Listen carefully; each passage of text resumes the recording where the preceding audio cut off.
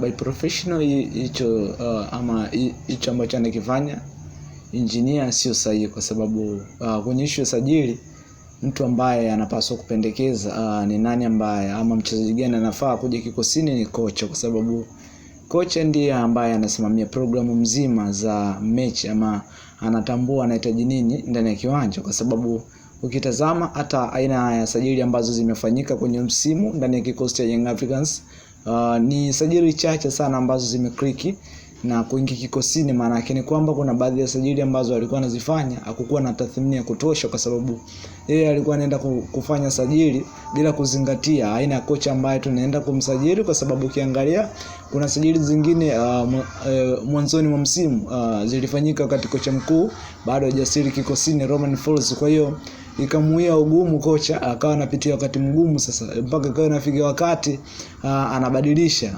maingizo ya wachezaji, kwa sababu hata aina ya wachezaji ambao walikuwepo kikosini ambao walisajiliwa na yeye na kile ambacho kocha Romain Folz ambacho alikuwa anakihitaji ni vitu viwili tofauti. For instance, kuna sajili ambayo ilifanyika sajili ya Bala Musa Conte.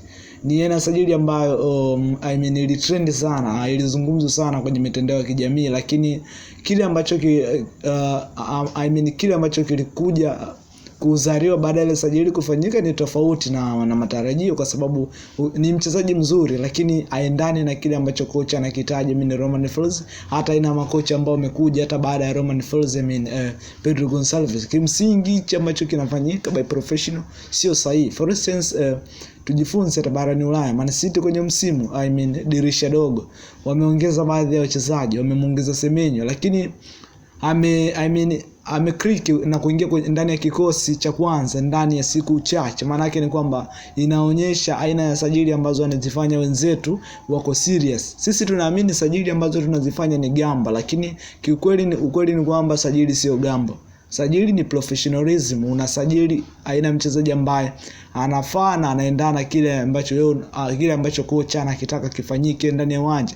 Kama unaamini kwenye position based football, unahitaji wachezaji ambao wanaweza kukana mpira mguuni, wachezaji ambao ni mafundi technically wako sawa sawa. Kama unaamini kwenye counter attacking football, unahitaji runners wengi, wachezaji ambao wanaweza kukava maeneo makubwa. Lakini hiki ambacho anakifanya engineer kiongozi wangu ama rais wa Young Africans by professional sio sahihi.